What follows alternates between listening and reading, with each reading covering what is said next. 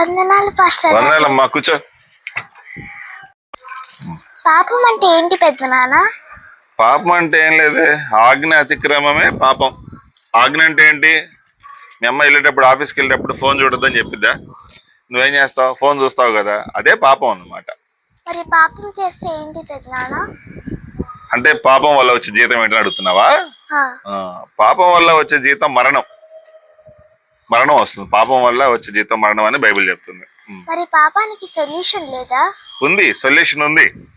ఎవరైతే ఆ మనిషి పాపిని ప్రభువా అని యేసయ్య దగ్గరికి వస్తారో వాళ్ళకి సొల్యూషన్ దొరుకుతుంది. పాపిని ప్రభువా అని పశ్చాత్తాపడి ఒప్పుకుంటారు. అందుకని యేసు ప్రభు పరలోకం విడిచిపెట్టి భూమి మీదకి వచ్చి 1-40 కొడా దెబ్బలు తిని, గాయాల పాలై, రక్తం కార్చి మన కోసం 3 మేకుల మధ్య 6 గంటల సేపు సిలువలో వేలాడాడు. ఆయన సమాధి చేయబడి తిరిగి లేచాడు. కాబట్టి ఎవరైతే యేసు ప్రభు దగ్గరికి వస్తారో వారి పాపాలు ఆయన సిలువ రక్తంలో కొట్టేయబడతాయి. కాబట్టి అక్కడ వాళ్ళకి సొల్యూషన్ దొరుకుతుంది.